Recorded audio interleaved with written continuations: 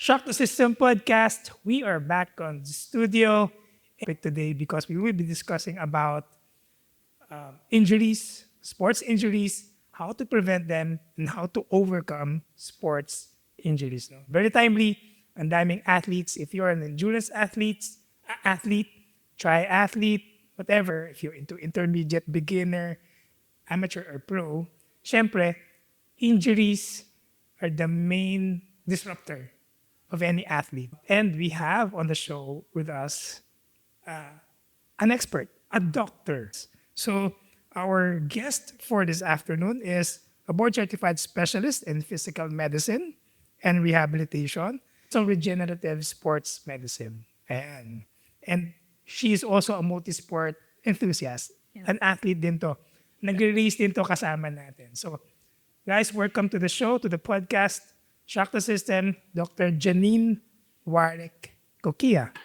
Thank you for having me here today. Yeah. It's a pleasure. Yeah. Nako, Doctora, thank you so much for being here. And I know you're very busy doing clinics and also attending to the care of your patients. Siyempre, dumadami yan ngayon. Kasi booming ang running, Yeah, booming I ang agree. cycling. Di ba?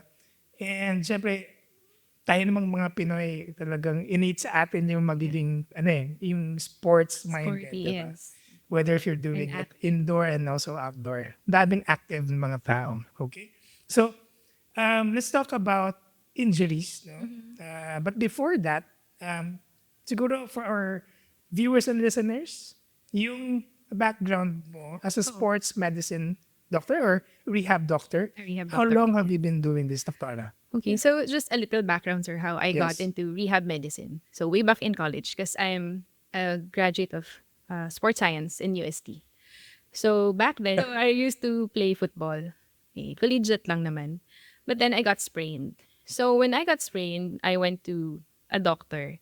I was waiting about how they're going to diagnose me, anong test yung mga kailangan ko. And then when I talked to the doctor, ang sabi agad sa akin, palit ka ng sport mo. Wow. Palit ka ng sport mo kasi may i-injure ka lang dyan. So at that time, shocked ako. Okay, is Yun pala shock the system. maybe there's a specific doctor who can really help me. Back then, I didn't know rehab, I didn't know ortho, I didn't know sports medicine.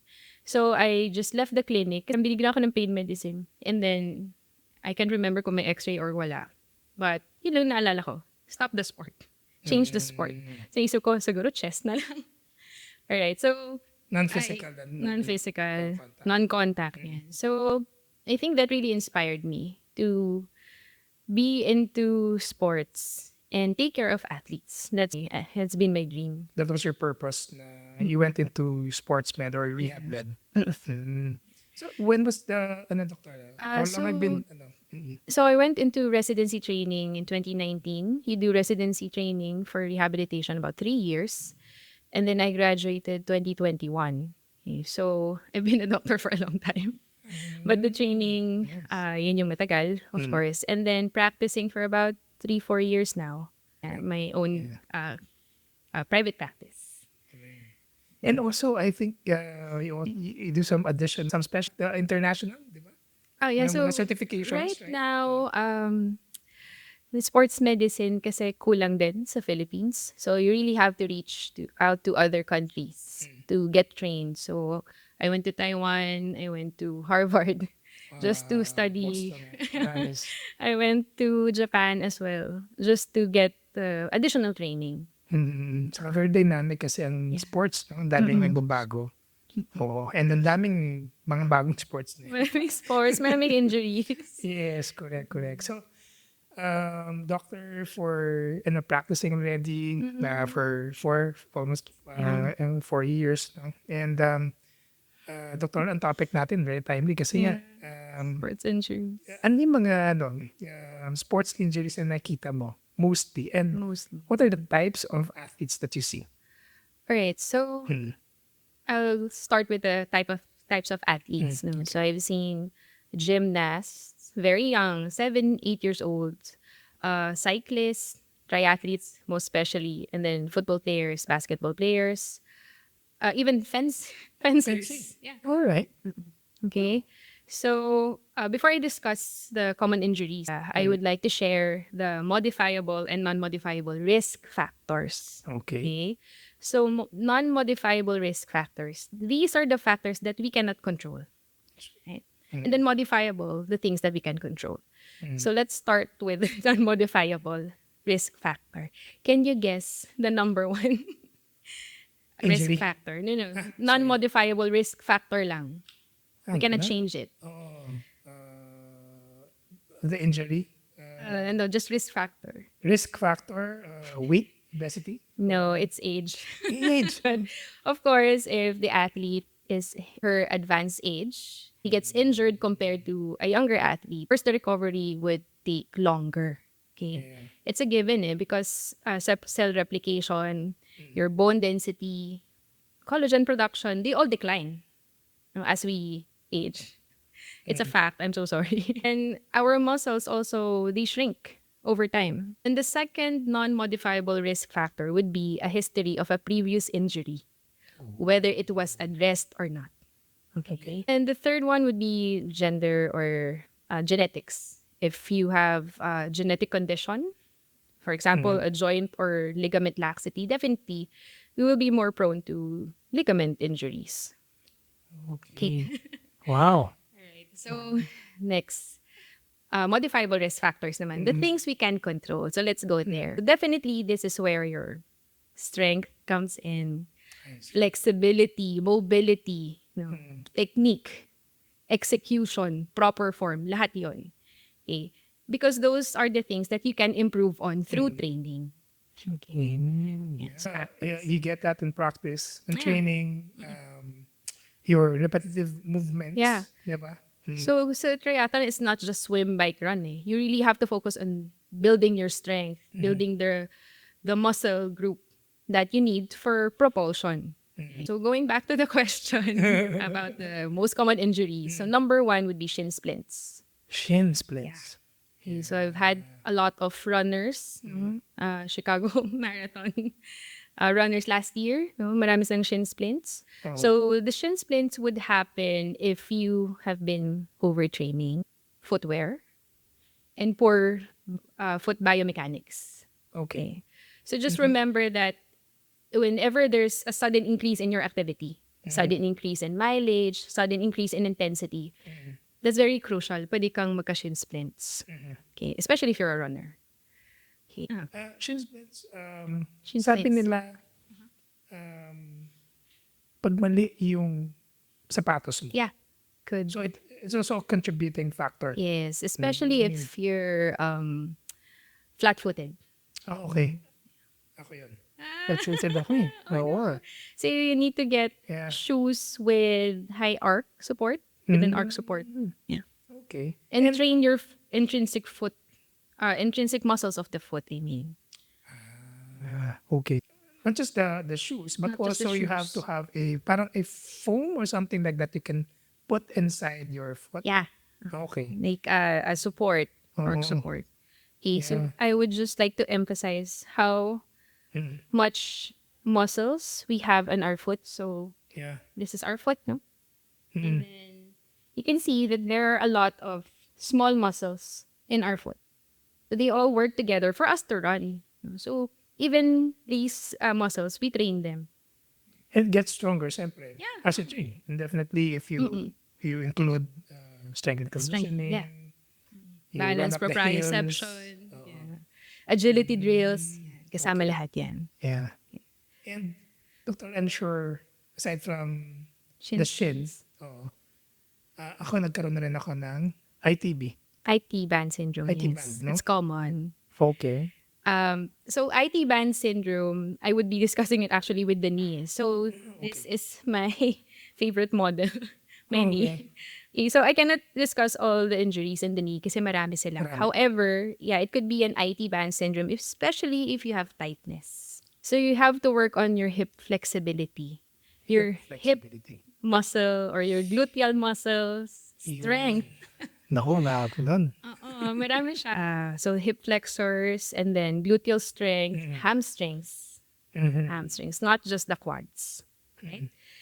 And then, so that's at the outer part of your knee. Now, in front, you have this tendon, the quadriceps tendon, and then the patellar tendon. This is what we call the jumper's knee or runner's knee.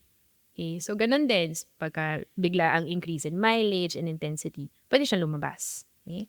And then you have a lot of different ligaments here, outside the knee, na pwedeng na-sprain, and inside the knee, yung ACL. See? Yung, There. naku, may Yeah. sakit, ano? So for IT band syndrome, I would just like to add, so this is the kneecap. Okay. Okay. You can see here, sir, and it should be gliding in this groove. If there's tightness or muscle imbalance, pwedeng very tight siya, so mahihila yung patella mo. And it will just rub on together. May friction siya. So parang out of place siya. Okay. That would really predispose you to another type of injury. Oo. So it becomes a cycle. Yeah. Parang nanganganak yung injuries. From another muscle into the near muscle kasi nga, hindi mo na-address. Exactly. That's where injuries happen. Oh, wow. So, Yeah. yeah, that's my knee. Aside from nabanggit The knee, mo, plantar yes. fasciitis. Plantar fasciitis. Ako, yan yung, I would remember a friend, pagising sa umaga, masakit, iapak. Yes, that's exactly plantar fasciitis. Oo. What's Yes. the reason, Doctor? The plantar fascia is a thick connective band here at our heel. You Okay. can see that it connects your hind foot to your forefoot.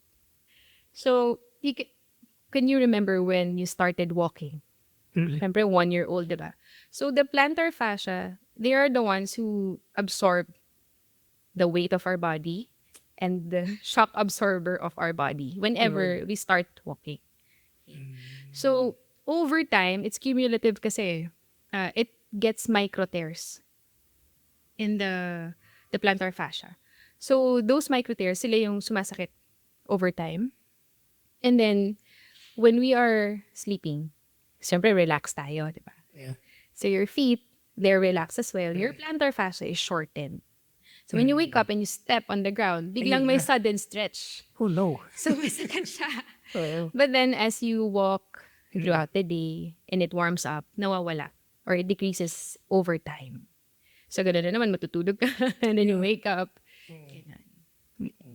So, proper footwear is crucial also. And then, physical therapy. Just to correct all the imbalances. Doctor, what, yung sa, as a rehab, you know, is it the same as physical therapy? Or mas ano lang, specialized? So, physical medicine and rehabilitation, we are doctors. We are Okay. also called physiatrists, not psychiatrists. Physiatrists. So, usually we work as a team with the physical therapists, occupational therapists, and speech therapists. Sometimes even sports science. Yeah. So, here in the Philippines, it's hard to really find that team. Ang sports medicine, medyo nag-iba lang ako ng konti. No? Kasi I just wanted to really ask you. Kasi nabanggit mo kanina parang hindi pa ganun karami ang mga sports medicine practitioners. Diba? Yeah. Pero kasi nga recent lang din eh. I mean, you know, relatively 5 or not more than 10 years no, siguro na naging known siya. Yung mga schools aside from UST, Doctor, nag-offer ng sports medicine? So, Oo. sports medicine is a subspecialty actually. So Subspecialty. Yeah. Okay. Okay, so when you do residency training, it's already a part of it. It's really up to you if you want to do further studies. Yeah. Okay. So right now, I'm into musculoskeletal ultrasound, the use of it, for me Okay. to help in the diagnosing of my patients, lalo na athletes. I can see if there's a tear, if it's a tendinosis, so I can address it right away. It needs years of training Years. talaga. And definitely experience with the place. And the love for sports. Oh, yeah. Oo. I don't think you can survive it if you don't like sports. Totoo. So the good thing with you, Dr. is that you're also an enthusiast. Kung basically, you're also raised it, di ba? Oo nga eh. Kaya sabi nga ni hobby mo kanina, MDC, you raised MDC. MDC, and then the Clark Duathlon Classic. Duathlon. Was my first standard duathlon. Ayun. So balik tayo sa topic, shin splints, and then Plantar plantar fasciitis. fasciitis, And then AD. those all the knee problems. Yes. Eh, Ano pa, Doktora? Yung mga Stress common. fractures. Yeah. Yeah. So stress fractures would happen in different Stress fractures. stress fractures. So if there's overloading of the bone. Yeah, it's usually a point tenderness or minsan sa paa, mag-feel mo siya. Parang ang sakit every time I walk. And it's a thin line lang when you see it in the MRI. So I think Kuya Kim before had a stress fracture. Okay. Yeah. And yung nangyari kay Lucy Charles. Yeah, Lucy Charles. Yeah. Correct? Oh, okay. She had a femoral stress fracture. And the reason for that, ano yung parang etiology? It comes from So for stress fractures, overload. overload. Overloading of the bone. Yes. And then for women, it could be more because of a hormonal imbalance issue and calcium supplementation. Right. So for stress fractures, this might be common for gymnasts, those young girls who are very strict in their diet, not getting all the nutrition that they need. So Yeah. the bone will not heal right away. Okay. Okay. So for older women, it could be the lack of calcium supplementation. We need at least 1,200 milligrams of calcium per day. 1, 2. Yes. Oh. And then vitamin D for more calcium absorption as well. Wow. So, kumbaga, it's not just know how to prevent it. Basically, nutrition also plays a very good role. No? Yes. So In take terms of supplements and vitamins. I think Lucy Charles in her interview, because she lives in Great Britain, right? So hindi ko alam yung amount ng sunlight na nire-receive nila. But I think she mentioned that. So, Doktora, ano pa yung mga iba na nakikita mo Encounter. na mga injuries that is common to runners? Yeah, and they mentioned top 3, 4 kapag na injuries. 4. And are there other injuries pa that you see, for Meron example, pa. in triathletes? Diba? Kasi being a triathlete also yourself. So there's nerve impingement. I think you're familiar, sir, with the sciatica term. Oh, yeah. Yeah, so for us, it's not really sciatica, more of a lumbar radiculopathy. So radiculopathy is an impingement of the nerve. It comes from our spine and then go here on the gluteal area Okay. where we sit on our saddles. Wow. Yeah, and then goes here at the back of the thigh and then to the leg. Okay, so you could also get herniated disc. So actually, that's the culprit. It could be a herniated disc, yung slip disc, yung sinasabi nila, impinging on your nerve, and you feel it here. It's also common for athletes, especially on cyclists. Kasi how long do we ride our bikes? Oh, yeah. Definitely for an Ironman, 3 hours? 3 hours. Mabilis ka for 3 And then for a hours. full Ironman, somewhere 6 or something like that, diba? And usually, when the pandemic hit and would get a lot of patients, those who are doing online classes or work from home, most of them would complain of low back pain. So because we advise that, you just sit down for 30 minutes. Yun ang threshold natin, 30 minutes. And then the pressure in our lower back, it already increases. So kailangan after 30 minutes, you change position. And yet we bike for 2 hours, 3 hours. So that really puts us into the risk of getting injured there. So the more you sit, and you're more on the computer, Yeah. or just lounging down, Or driving. driving, So mas na yung spine, Yes. compress. Yeah. You can get a lot of Okay. nerve impingements there. All right. And ano pa yung common, Doctor? Let's say, for example, for cyclists. I get carpal tunnel injuries or Okay. nerve problems as well because how we position our hands in the handlebar. So here in our wrist area, there's also a pressure here, a normal pressure. So pag matagal kang nakahawak sa handlebars mo and improper yun, the pressure there could increase. Yeah. And then may ibit naman yung median nerve. Yeah. Sa kung mali yung possession mo, no? Yes. So, ulnar nerve, median nerve. So, possession, a very good bike fit Yes. should be, Mm-mm. that's ano dapat, a must. So that's why when we do the bike fitting, diba they're very particular with the angle of the elbow, the angle Yeah. of the wrist on the handlebars, even your knee, dapat hindi ka hyperextend Correct. or not to cramp up in your bike. So a bike fit could help. Okay. So, running era, ang daming mga injuries din dyan. Cycling, syempre the more that you're there, tapos not too much flexibility or mobility Yes. exercises will really contribute. Pero as rehab, as a sports medicine doctor, as a specialist, how do you draw the line to your patients na sabi mo, ito overuse na yan. And baka masyado ng sobra.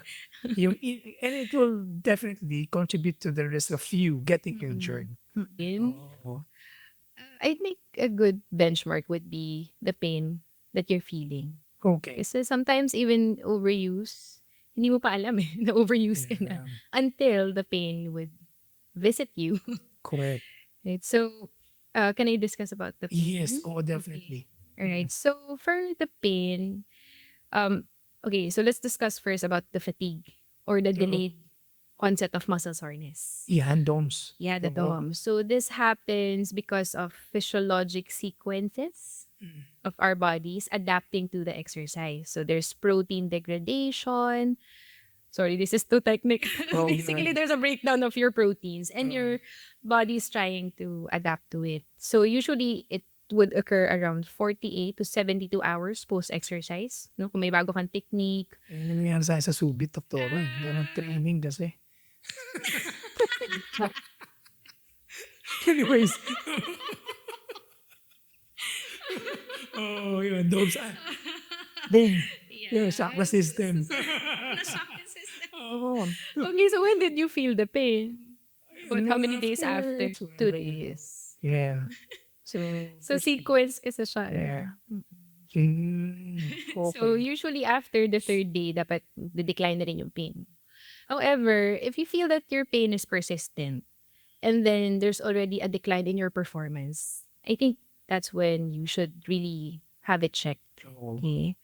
So I'll teach you an abbreviation that we use as doctors to quantify our patient's pain. Okay. So it's madali lang, PQRST. PQRST. Yes. So that's how we can quantify. Yes. So systematically, you can quantify, pain. describe. Yes. So let's start with the P. P is for provocation. Provocation. Okay. So what triggers your pain? Okay. Okay. Is it during running? Is it when you sit on your bike? Is it after running? So these are the provocation. Right. Okay? And then also here is the alleviation of the pain. So after you rest, nawawala ba yung pain mo? Or it's still there. Okay? So it's provocation and alleviation. Yeah. So that's the P. And then next would be Q. So PQ. Q is quality. Oh. So quality is the description of your pain. Okay. Okay. So how do you describe your pain? Is it sharp? Is it throbbing? Is it dull? Is it a burning sensation? Is it a tingling sensation? So this is the description of the pain. So description ng pain. So The quality, yes. may iba yung parang alam mo yun na pag kumapa ka, for example, pinching. Pinching, sharp. Okay, so we have the provocation and then the quality. So we're PQR. R would be the region. Region, where do you feel the pain? Okay. So for example, in the gluteal area, I feel it here, doc. And then does it radiate to your legs? So region and radiation. Yeah.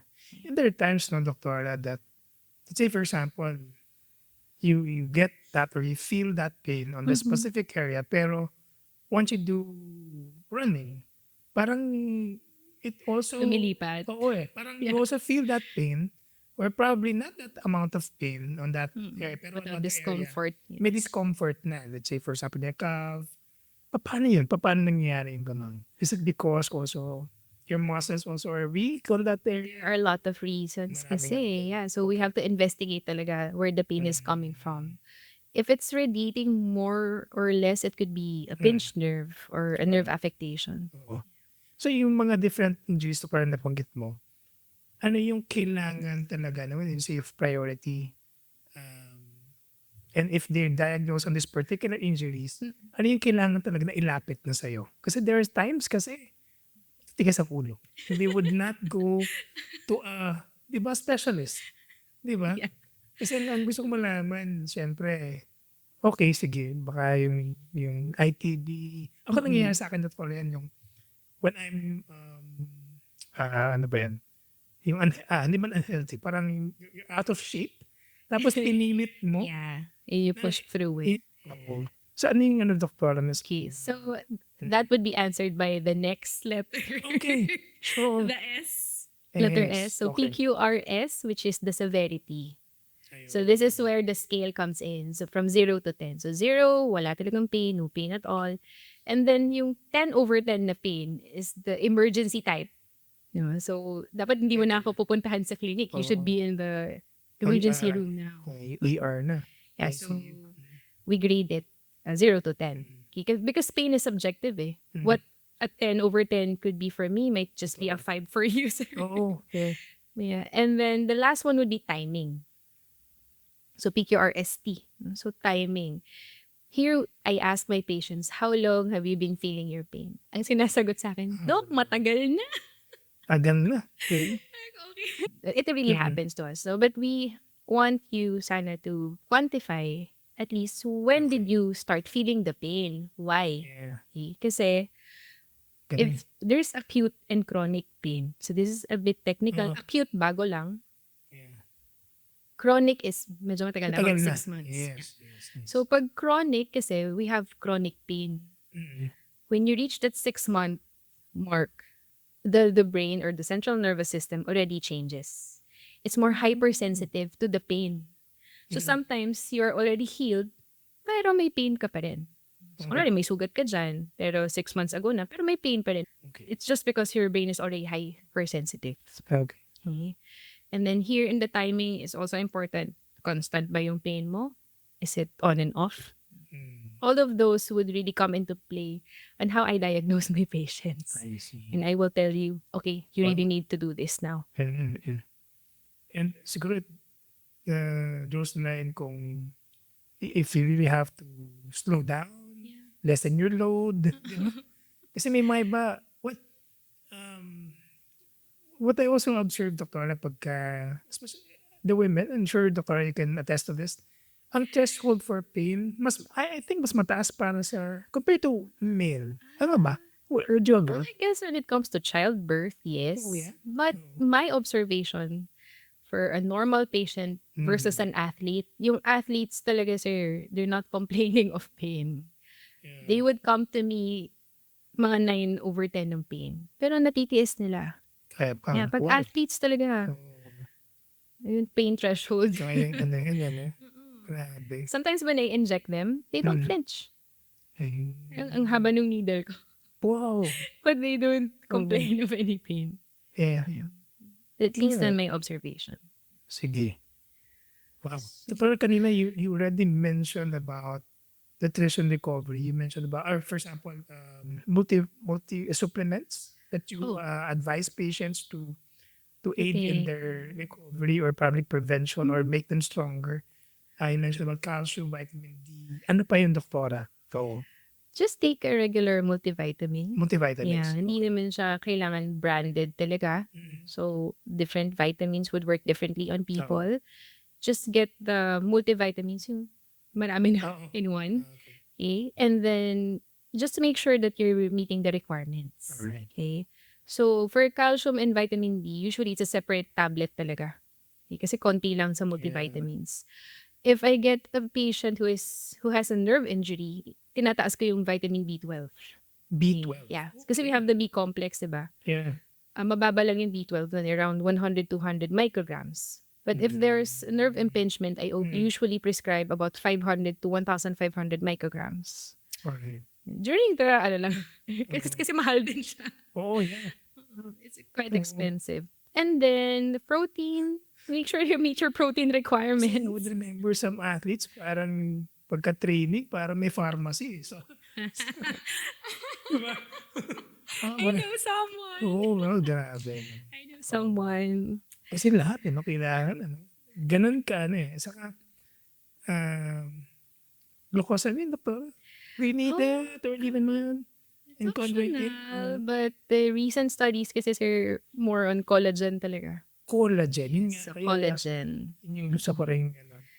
Yeah, so More studies are favorite collagen. collagen, yeah. But at this point, it's still a supplement. Yeah. So, they require daily allowance for collagen, doktor. The one I use kasi it's just a specific brand. The thing with collagen, there are a lot in the market. Yes, oo, ang dami. May tablet, may tablet. May tablet, meron may sachet. sachet. So, the thing with collagen, since May it's a collagen. May sponsor, ano. Hindi lang. O, diba? So, collagen is a big Drink. protein. It's a protein molecule. So, pag in-intake mo siya and malaki yung molecule, probably it wouldn't be absorbed in your body, in your stomach. So, lalabas lang din siya. Sayang. Yeah. So, I usually stick to the brand na I know were made in small molecules. And then once it's absorbed in the body, doon sila nagiging collagen. Easy. I don't think I can name the brand. But it's something I usually prescribe. Right. Because it's backed by research naman. Yeah. So, yun yung mga, ano, no-brainer. You know, if you want to be basically an athlete, you want to perform, not just in training, definitely ito yung mga supplements na kailangan mo. Sometimes the supplements kasi I don't really prescribe. Like, yung mga fruits, days. Yeah. So, sometimes, Mga berry. Berry, Beetroot. yeah. Ganyan, that's what hindi ako masyado that they turned into capsules. Yeah. Because sometimes it would do more harm than good in your kidneys. Yeah. So for me, if you can stay away from those, just take your regular vitamins. Okay. Yeah. Or you get it on the reserve. Yeah. Plant. Yeah. It's not a food. Just make sure you're hitting the required calories. So we talked about the necessary supplements, pero kanina balikan ko lang dito yung PQRST mo. Yeah. Yun yung very important. Para these are the measure na talagang kailangan patingin mo na yan, dalhin mo na yan sa isang specialist. Kasi wag mo nang may mga iba kasi Kaya na ano eh. Tiyatago Underestimate din. Yeah. May kaya ko to or something like that. So, nangyari, mas mapapasama pa yung diba? So if it's not addressed right away, it could, Definitely. your partial tear mo could become a complete tear that might need a surgery. So, ayaw natin yung What's your take to Carla on ang daming mga gadgets ngayon? Di ba? Massage guns. May kodigo. Ano pa ba? Yung mga boots? Yeah. Teka lang. Ako sometimes I do yung mga, ano ba? Cupping, blading, yung needling. Needling. Oo. What's your take on those? Okay. So, Yeah. I searched okay lang, actually. okay lang. May mga kodigo. Oo. Okay, so cryotherapy. Cryo. Yeah.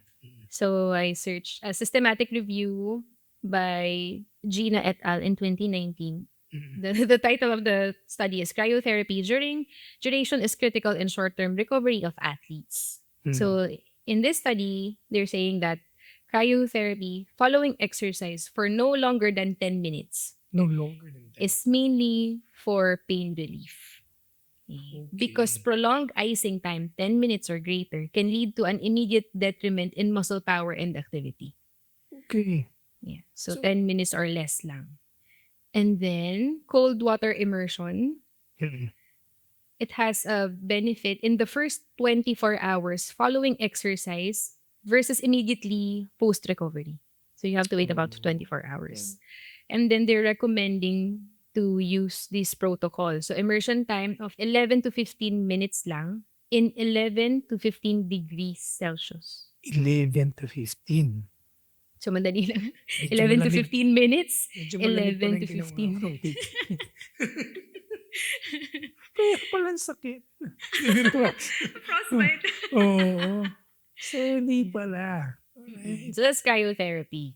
Okay. Okay, so for Kasi compression. yung cold plunge na sinasabi, that's 11 to 15 lang dapat. Yes. And not more than 15 minutes? Not more than 15 minutes. Okay. So limit. Oo. But even when you undergo physical therapy, our hot compress or cold compress, lahat sila less than 20 minutes lang eh. Because anything more than that, wala siyang added benefit. Okay. Alright. Kasi sometimes tayo, and it feels good. Sometimes, siyempre, It will napapasobra. relax you. Oo, relax you. Oo. Especially after Ironman races, di ba may mga Oo. pool, Yeah. pool tubs sila with blocks of ice. Yeah. So it Kailangan would ako help matulog you. dun eh. Tulog sana. Go on. Sige ba? It would help you kasi ang init eh. Init. And then, pag mainit, mabilis mag-degrade ang protein. So, you want to immerse. And Correct. then, Yeah. just to cool your body. Okay. Compression boots. Right. Ang dami yan. Naku. Ready din tayo dyan. Isa yan. Di ba? So, Actually, yung compression boots, sir, it's called intermittent pneumatic compression. okay. In the clinics, we usually prescribe this in my patients with deep vein thrombosis. Okay. So with vein or artery problems. Mhm. Because the compression would help in the blood flow. Okay. But for us athletes, sige, so I searched again a systematic review done by Maya et al. This 2024. It's called Effects of Lower Limb Intermittent Pneumatic Compression on Sports Recovery. Okay, so there's a small benefit in enhancing muscular function. Small benefit lang. Moderate effect for pain and soreness. Okay. So most used option to maximize the recovery is using the compression about 20 to 30 minutes lang with 20 to the 30 pressure minutes. of 80 millimeters mercury. Okay. I think may settings naman siya. 80. 80 millimeters mercury for the pressure, lasting for 20 to 30 Yeah. minutes. Oh, wow. So, napaisip ko tuloy kasi some of the boots kasi, iba-iba ang Yeah. ang pressure. Pressure. Iba-ibang brands, iba-ibang pressure. Iba yung so-called, psychologically yung nako-contribute nila eh sa'yo eh. Kasi I've tried some of the I brands tried na it too. available dito. Meron dyan parang mapuputil yung paa mo. Di ba? Meron iba na okay talaga. Meron talaga na okay. So I think the safe pressure is the 80 millimeters mercury. Okay. And that would be maximum of 30 minutes. Yeah. Okay. According to this study. Oo.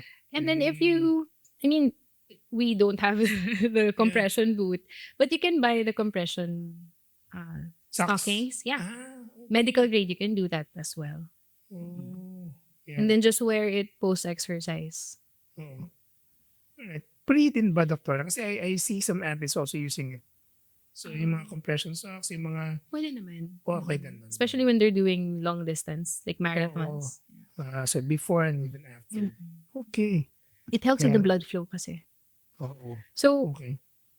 a little anatomy. Yes po. So, syempre, our veins, di ba, arteries and veins, the veins would carry unoxygenated blood from our foot back to the heart. So, for us to help the body in doing so, susot ka ng compression. Just to squeeze in the veins and then it will squeeze the blood back to the heart. Oh, nice. Okay. So, talagang meron din siya talaga. Ayun naman. Just don't overdo. Yeah. Contribute. 4 hours ka na compression. Oh, okay. Kasi, well, before is that, sometimes actually I sleep with it. Tapos inaano ko yung paa ko. Elevate. In-elevate ko siya. Oo. So, ganun yung before a race and even after a race. So, okay lang. Okay lang. Okay. Old school pa ako. I just use the just compression. What do I have? Like up to here eh. Just the compression socks. Yeah. Okay. Massage guns. Naku, ang dami ito. May mga iba-ibang di ba? Pressure. Heads, yeah. May warm the head. Oo. Okay. Meron din yung bilog lang eh. Diba Mm-mm. that you put it? Or for example, upuan mo lang siya. Meron din ganun. It helps din ba the flora? Okay, so again, another study. So the Mm. effects of massage guns on performance and recovery, a systematic review done by Ferreira et al. In 2023. Mm. Massage guns can help to improve short-term range of motion, flexibility, stiffness, but their use in strength, balance, acceleration, agility, and explosive activities. It's not recommended. Mm. Yeah, it's recommended. For Okay. for balance, agility, explosive activities, strength, but for making you feel good after, it can help. So I don't usually use massage guns, but my PT friends, they use it for their patients. Yeah. So the proper way to use it, according to them, is in a stretched position dapat yung muscle. Pre-stretch position. Yeah. So the Okay. PTs know how to do it. Okay. Yeah. Oh. So hindi lang siya, masakit ito, I'll put it here. Hindi naman. Kailangan medyo may stretch. And then that's when, along the fibers of the muscle. So, parang it's the same concept of applying kinesio-tape? Na parang, or is it a different siguro? Kinesio tape, more of for the Ayan, doktora, limitation. kinesio-tape, would it also help? I also prescribe it to my Okay. patients with injuries just to help limit the action of the muscle. So just more of limitation of movement. Kunwari, ankle inversion injury, so I would have the PTs tape the athlete just to prevent further rolling of the foot. Yeah, especially for basketball, running, diba? My only problem is sometimes patients get allergic to it kasi it's sticky. Oh, okay. Wow, ang daming available. Foam Ano roller. doktora? Foam roller. Foam roller, sige. Foam roller. Oo, Okay. maliit, So foam roller may reduce muscle stiffness and increase your range of motion and should be used in combination with dynamic stretching and active warm-up before a training session. Okay? So the optimum dose to achieve all the flexibility benefits should be a total of 90 seconds to 120 seconds of foam rolling. 90 seconds. 90 seconds to 120 seconds. Okay. Alright. Okay, buti na yan. May exam ka mamaya. Oo. Hindi mo si Petre. Oh. Yeah. And then it would increase your pressure pain threshold Okay. and reduce DOMS. Yeah. Okay. Okay. Grabe, no? Na mga eye-opener sa moment. How are? Okay. Kasi sometimes when these gadgets are being shown or advertised, parang, so how do you use it? How long ba dapat? Correct. Yeah. Saka sometimes yung application din, yung mismo actual maneuver. Yeah. Or do I really need it? Correct. Yeah. And tuloy itong mga cuppings and bleeding. Oh. For that, I think my PT friends can answer that for me. Kasi ako personally, I don't do it, sir. Usually, what a rehab doctor would do, kunwari, we would prescribe or suggest that you need to undergo physical therapy. We would make a program and then the physical therapist would execute that. So you're technically under the care na of the PT. So after your session, so kunwari, complete mo yung 6 sessions, you come back to the doctor. Okay. Wow. But for that, they can answer better than me. Yeah. Okay. But Yeah. it would, if it makes you feel good, Yeah. there's no harm. Huwag lang yung sobrang pasa. Yeah. Oo. The bleeding. Kasi pag may doktora, definitely nagkakaroon ng hematoma. Diba? Oo. Yeah. Parang kang, diba? Bilog-bilog. Oo. And some people like it. Totoo. And even, for example, pro athletes, ginagawa rin na nila kung may kitang gano'n. Oo. Well, pero kumbaga, I mean, you're very kind in saying na it actually doesn't really have a benefit or something For like that. May the konting, cupping, for the bleeding, actually I asked my PT friends as well. they need the blading kasi masakit sa kamay yung release. When they Totoo. release manually, Yeah. kasi Yung, all yung the dry, techniques, di ba? yeah, the Active release. yeah, Yeah. masakit sa kamay yun. So Totoo. that's why they have the blade. Yeah. And it's a new technique. So I'm sure our PT friends, they Oo. also have a lot of specialties, sir. Yeah. The dry needling, the cupping. More than that, marami pa rin. And I actually, Manual ako therapy. personally, nagtanong ko lang yung active release. Ang Sakit. sakit. Grabe, para kang mamalipit. Lalo when I had an Yeah. ITB, injury syndrome. Sakit. Oo. Pang release. But Yeah. after that, you would feel relief. Oo nga eh. Yeah. Alright. Alright. Doktora, with that out of the way, let's talk about yung particular case. Kasi I talked to one of your patients, si Paulo Soler, di ba? So, sabi ko nga, and I asked din naman his approval on this to talk about kasi nga, we already done an interview with him. Yeah. Sabi ko, very timely. Sabi ko, talk to also Dr. Ay, Janine. Pero, Paulo. bye, Pao. Sorry na napag-usapan ka na namin. And, Sabi niya, favorite patient ko daw. sabi ko, how many times do you talk to Dr. Every day. Every day. Daw, once a day. Hindi na, twice. So, I think, initially, Dr. meron siyang calf injury. Yeah. Pero siguro describe yung PQRST, yung Oh. ano nangyari sa kanya. Yeah, so for him, I think yung popping sound. There's a popping Yeah. sound kasi. Narinig na lang niya, something like that. So either you can hear the pop or you can feel it. Or Yeah. parang sinipa ka sa likod. Those Oo. are the descriptions. Yeah. So if there's a popping sound, probably there's something detaching. Ooh. So Yeah. it's crucial for us. Kasi kung sa tuhod mo naramdaman yun, probably it could be an ACL injury. Okay, so yung ACL natin, it's way inside here. Yeah. So that happens when your foot is planted on the ground and then you twist. Okay. Yeah. So Wow. pwede ma-detach siya.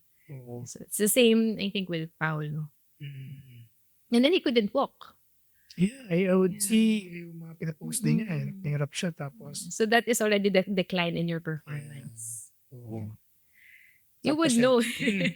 And when that happens, definitely you'll be slowing down, loads are less, your volume will be lesser. And Or totally rest. from an expert's point of view, was there any point na dapat siguro, kasi I talked to him about it. Did you see anything or did you feel anything na dapat siguro the loads were lesser at this point in time? Would you Oh, my comment for that Mm, actually, remember, sir, the non-modifiable risk factor. The history of a previous injury. And he was telling me he had that injury about 2 years ago. So it was an injury waiting to happen. Sometimes if you do everything smoothly, all the trainings, the strength and conditioning, you can still get injured. It's a reality. Especially when you had that previous injury. That's Sa mataas biggest yung risk. factor. Yeah. Okay. Oh, well, get well soon, Paolo. It's okay. Plano nga mag-race, di ba? Ibang klase talaga. We'll talk Oo. about it. Ciao, Paolo. Anyway. But he's a very compliant patient. Yeah. Saka getting stronger every day. Di ba? And aside from Paolo, Doctor, patients na were able to come back, bounce back from these types of injuries with your help, and definitely, aside from that, how do you see them? I had a patient, she joined the Chicago Marathon last year, and she had the shin splints. So, for us to recover faster, sometimes I do injections. Ayan. Yeah. Actually, I wanted to ask you that. Injections, PRP. yeah, PRP. Oh. But this time I used prolo therapy. So it's different, but So, kind of the iba same. pa lang ano pa niya. Yeah. So Okay. if there's really inflammation, I do steroid injection. Kung kailangan lang. Okay. But then for shin splints, I did the prolo therapy. Okay. Okay. So it's also an injection procedure. Hmm. It would jumpstart the healing process, the same as PRP. But PRP is more superior. Correct. So with the PRP, platelet-rich plasma Yes, injection, yes. okay. So basically, your blood will be drawn and then place it in a tube in a centrifuge and get the platelets. Okay. Okay, that's why it's Yeah. platelet-rich plasma. Inipon mo yung platelet. So the platelets, they have a lot of growth factors attached to them. Okay. So when they combine together, they really work well because of the growth factors. So they aid in the repair. Mas mabilis yun. Okay. So when you put the platelet-rich plasma in the injured area, it will jumpstart the healing process. Kasi magtatawag pa sila ng mas maraming platelet to go to the area. However, there's a downtime. Hindi siya magic. It's faster healing. However, may downtime. Kasi I think of the platelets as if they're workers. Kunwari, nagpagawa ka ng bahay. Hindi naman agad bahay na maganda. You have the workers, you have the scaffoldings. Unti-unti. So, good things take time. I see. Yeah, so, yun lang. For example, Paulo's case. Yeah. Okay. So, according to the Harvard conference I attended to, the sports medicine conference, it might take about 120 days for a calf tear without PRP. However, with PRP, it can shorten up to 53 days. So you can return to play about 53 days, given the PRP and proper rehabilitation. Yeah. The rehabilitation part is important. Hindi pwedeng PRP and then okay ka na. Yeah. When does the rehabilitation process start, Tora? The time of the injury. Yeah. So right away, Doctora, when you get injured, siyempre siguro iba-ibang kaso, Yeah, iba-ibang degree, phase. Yes. or level or something like that. It has to start right away for you to come back to the right away. Okay. So for phases of rehab, that's the acute phase. So you want to limit the injury, definitely. So if you're suspecting a tear, lagay mo na agad siya sa boot, have him walk on crutches, just to deload. Yeah. And then have all the MRI or necessary tests done. And then, investigate more and then plan. Yeah. I really take pride on my planning. Because every patient is different. They have different needs, different capabilities. The follow-ups, And Paolo is a very strong athlete. Yeah. I'm also challenged by his abilities and strength. Yeah, nice. I think we really learned a lot, don't Tora, of this afternoon. I hope with so. This topic. Any advice, Tora, for athletes, endurance athletes, multi-sport athletes, especially for beginners, no? And how to prevent injury? What would you say to them? Especially yung mga even yung mga advanced na, di ba? Yung mga intermediate advanced athletes, Tora. What would you say? Okay, sorry. Fixing myself. Alright, so for any athlete actually starting out, it's best that you get a coach. Yun. Yeah. Coach. So make sure you get the qualified. Right. Qualified coach, knowledgeable, skilled, and certified. Okay? Certified coach. Just to help you reach your goals. Okay? And then, if you need to get different coaches, kung may triathlon coach ka, and then you have a swim coach to correct your form, and that would also help. And then strength conditioning coach, iba-iba. Yeah. And also invest in that. And then, of course, teammates. Yeah. Yeah, you should be in a good company with the same mindset and values. That's a game changer. Yeah, we talked about when I was with Paolo, when we had that conversation. When you're injured kasi, syempre, always left out kung within the group, diba? Hirap nun eh. So, if you have your own motivation, dapat you have to be talagang yung yung inner yung mental fortitude mo medyo mataas, medyo malakas. Of course, you need people who support you. Yeah, true. And then, of course, strength training, minimum twice a week, 30 minutes for injury prevention. And then mobility exercises, definitely daily yun. Okay. Daily mobility exercises. And then again, just a reminder, intensity and volume should be inversely proportional. You cannot Intensity and volume should yes, inversely proportional. inversely proportional. So if you're base training, syempre wala ka speed works doon. Oo. Yeah. Yeah. Parang zone 1. Yeah, zone 1, zone 2. And then towards your race or competition, that's when you do the speed works. Kaya yung speed works usually bouts lang.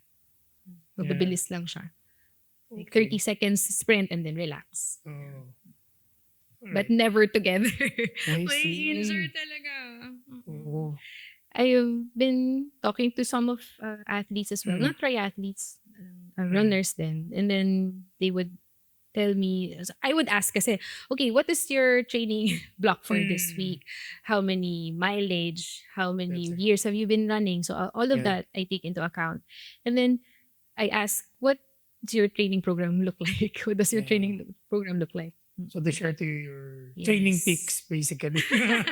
Diba? Yeah, so I just remind them, okay, just tell your coach ha to lessen your load. Yeah. So, masobra na rin. Nakasobra na din. Yeah. And then, of course, syempre, pay attention to your body. Yeah. Listen to your body. Yeah. Yeah, I would remember, nabanggit din yan sa isang interview na regenerative flow. Very, very important yan. Listening. Lalo na if you're, kasi nga, you mentioned the factor is age, diba? Sometimes, you feel that you still, you can do it, yung mga ganun. Yeah, so, kailangan, pakinggan mo. So, Dr. you would also advise then talaga that you will have a heart rate monitor, yung mga wearables na you can track yung mga especially vital stats mo. the chest strap. Strap. Yeah. That would help. Just for you to monitor. Because doing triathlons, it's risky. True. It's risky. So before me and my husband, we consulted a cardiologist. And then he told us, because of course, I'm praning. So I want us to be, at our best state before yes, definitely. So I want to do the stress test, the ECG, everything. And then he was telling us, oh, alam mo naman ha, sabi niya sa akin, it could trigger your arrhythmia. Okay. So I don't want to scare you guys, but if your heart rate is way, way above your cutoff, it's 220 minus age kasi. Your maximum heart rate. Okay. Ilan yung akin? So, nag-compute pa ako. So, at 185, dapat hindi ako abot dyan. Right? So, any heart rate elevation, pwedeng matrigger yung arrhythmia. So, arrhythmia means no rhythm. So, that's when the heart attack happens. Yeah. So, just take good care of your heart. Yeah, pakinggan yung Yeah, so get a heart rate monitor. Ako, okay sa akin. Heart rate monitor. Okay. Sorry. Alright. Doctor, how can they reach you? Ano yung mga clinic schedules ninyo? Alright, so you can reach out. I actually have a page. It's Dr. Janine Coquia with Physical Medicine and Rehabilitation because recently I was may nag-clone ng page ko selling anti-cancer. Okay. Yeah, so good thing we were able to report it. Yeah. Okay, so just message me. It's just me and my husband who answers there. And then my clinic schedule, Tuesdays to Fridays, I'm in Marikina. And then Saturdays and Mondays, I'm in Subic. So if you're training in Subic, it will be easier to visit me there. So, you have your It's own just private clinic. So in Marikina, it's Do physiotherapy. and then Santa Lucia Healthcare Center, just along Marcos Highway. In Subic, it's called Family Care, multi-specialty clinic. And lagay natin yung mga links in the description na yan. Oo. Yeah. Wow. And you also have your socials. They can also reach you to your Instagram page. You also have your Facebook page. Yes. All right. The same. So, ako, Dr. Janine. Yes. Ako, very thankful kami for this opportunity, for this time. And I hope that you'll be able to, give more care to your patients and be able to help them rehabilitate Yes. to any injury. I will guide Diba? them. Oo nga eh. And, sabi ko nga, the specialists talaga, they are the ones that will really Yes. help athletes like, us na talagang who will be doing this crazy sport triathlon. Demand also. Yeah. Yeah. All right. Okay. Can I Yes, just Dr. Ivan, you say ahead. the last Yeah. parting words? Okay. Yes. So, sir, we spend so much on our bikes. Mm. Right? So, just remember, like, even our bikes break down. Okay. So, even our bodies. Right? So, just take care of our body. Okay. Because our bodies would get us through the starting line, even up to the finish line. Oo. Yeah. So make sure just to address all pains and aches immediately. Okay. I will guide you. Okay. You can join your marathon soon. You can race soon. But I will tell you when to slow down. So, of course, setbacks are opportunities for growth. Yeah. So it just reminds us to slow down. Mm. Because remember, even though our bikes, we spend so much on our bikes kasi. So, even though it covers most of the distance when you do triathlon, di ba? Mm. However, remember that it's our bodies that get us to the starting line and up to the finish line. Okay? So pay attention to your body, address all aches and pains right away, and consult a doctor, of course. Yeah. Oo. Consult a doctor who will not tell you to change your sport. Okay. It will help you talaga cross the finish line. Yeah, cross the finish line. It's teamwork. All right. Nako, Dr. Janine, thank you. Thank you. Well, thank you all for listening. I know that this is very timely. And I know that I hope for everyone who's listening and also who's watching us, you'll be able to pick up a lot of things I hope. on overcoming injuries and their mindset in injury and basically what to do and how they can prevent it. So this will fit basically for all types of athlete, Yes. whether if you're beginning to be a multisport athlete or endurance athlete or a triathlete, and even if you're, for example, an advanced athlete. Yes. So itong injury, sometimes kasi hindi siya pinag-uusapan kasi it's Yes. something na ay mangyari, di ba? And lahat naman tayo ay mangyari yan, yung magiging injured. And Right? natatakot yung athlete. Baka hindi na ako makalaro. Correct. And the motivation goes down, so on and so forth. Yes. Diba? Yeah. So, Dr. Janine, thank you so much for your time. Thank you for Thank you. having me today. I hope we can bring you back again kung may mga other to be here. topics, Yeah. especially on rehab and also sports medicine. So, you've been a very good resource person. Thank And I hope we you. can, I hope bring I you back. helped, sir. Oo naman. Ako, salamat sobra. Salamat sobra. Thank you, thank you. Okay, so hi, Mama and Papa. They're in the US kasi. Hi. Hello. Okay. And then, of course, thank you to my loving, supportive husband. Thank you, sir. He's the best supporter talaga. Cheering for me always. Of course, to my daughter, Josephine. And to my teammates, hello, South Plus. South Plus. Yes, South Try. Plus. Yes. Tama. Oh. And then, of course, to my coach, Coach Annie. Uy, Coach Coach Annie De Annie. Leon, Coach Roel Bada of Olongapo Junior Trackers, and of course my swim coach, Coach Hilary Morialde. Oh, nice. Thank you. Ayan. All right. Hi, Mama Arlene. That's my mother-in-law. Oh, yeah. Thank you. And thank you guys for listening. This has been another episode of Shock the System Podcast. Continue to follow us on YouTube and also Spotify. We're also available on short form Yes. content. We are in Instagram. We have a TikTok page. And we're also on Threads.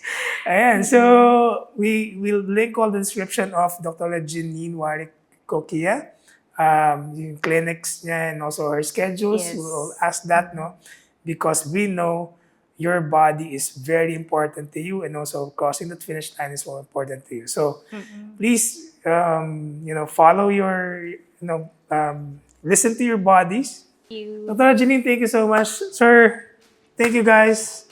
Shock the system. Shock the Bye. system. Bye. Thank you for listening.